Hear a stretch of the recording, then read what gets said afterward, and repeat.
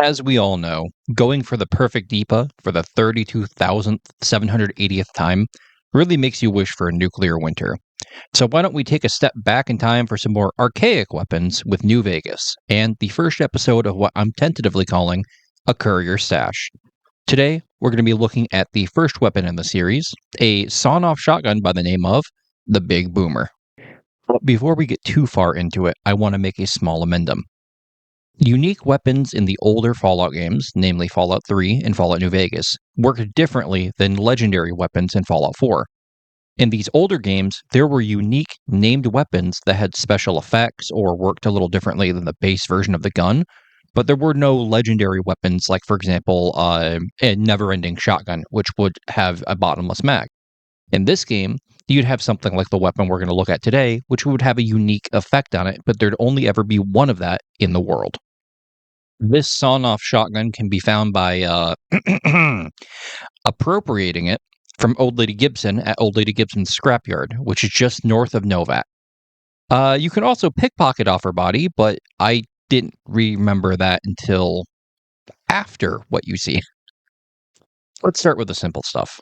The Big Boomer shares many of its traits with its little brother, the sawed-off shotgun, including the fact that it will fire both shells racked into it at the same time, and it uses 12-gauge shotgun shells.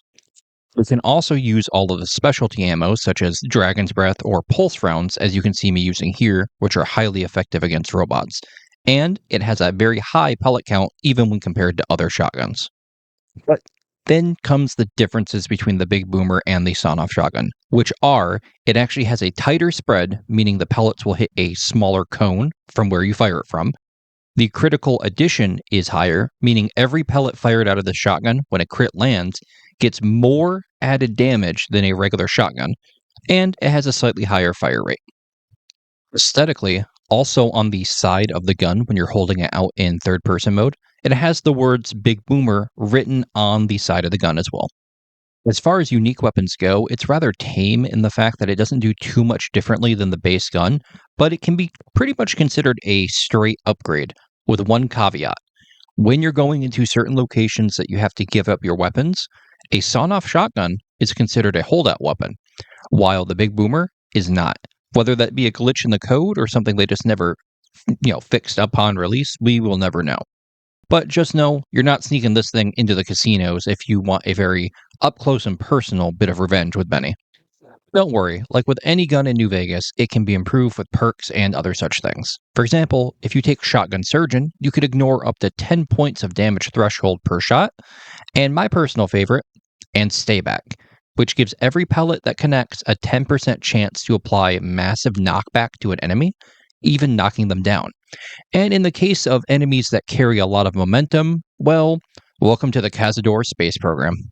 So all in all, while this weapon may not be the greatest on paper, it is definitely something fun, and with the sheer amount of pellets you fire out with every shot, and Stay Back, turns out to be a very fun time.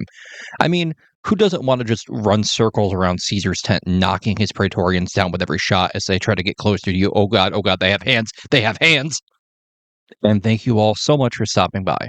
This is going to be a companion series to my upcoming Can You Beat Fallout New Vegas with Shotguns Only?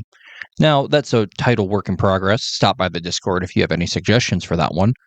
But if there's anything you think I can improve on with the series, please leave a comment down below.